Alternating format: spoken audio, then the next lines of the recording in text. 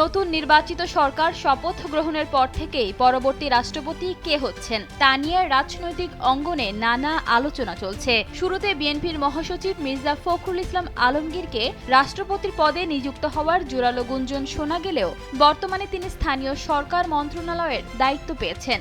তাহলে প্রশ্ন আসে, কে হতে পারেন পরবর্তী রাষ্ট্রপতি? সেটি কবে এবং কিভাবে? শেখ হাসিনা সরকারের আমলে মোহাম্মদ শাহাবুদ্দিন রাষ্ট্রপতি হয়েছিলেন। নিয়ম অনুসারে তার মেয়াদ 2028 সালের এপ্রিল পর্যন্ত। বাংলাদেশের সংবিধান অনুযায়ী এই পদে থাকা অবস্থায় নতুন রাষ্ট্রপতি নির্বাচনের কোনো আইনি সুযোগ নেই। সংবিধান বিশ্লেষকদের মতে তিনি নিজে পদত্যাগ না করলে কিংবা সংসদের মাধ্যমে বাদ না দেওয়া পর্যন্ত পদটি শূন্য হবে না।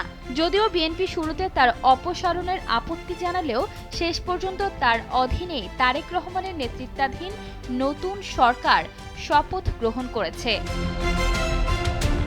সংবিধানের 50 অনুচ্ছেদ অনুযায়ী সাধারণ মানুষ নয় বরং নতুন নির্বাচিত সংসদ সদস্যরা ভোট দিয়ে রাষ্ট্রপতি নির্বাচন করেন। একজন সংসদ সদস্য প্রার্থীর নাম প্রস্তাব করবেন এবং অন্য একজন তার সমর্থন করবেন।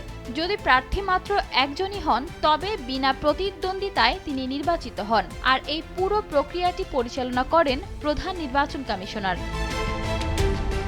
রাষ্ট্রপতি হতে হলে প্রার্থীর বয়স অবশ্যই ন্যূনতম 35 বছর হতে হবে এবং তাকে সংসদ সদস্য হওয়ার যোগ্য হতে হবে।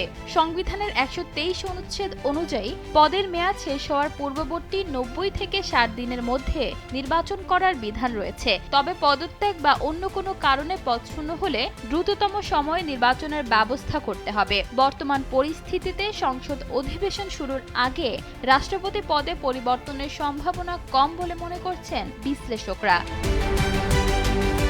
ইশিতা আক্তার, সময়ের আলো।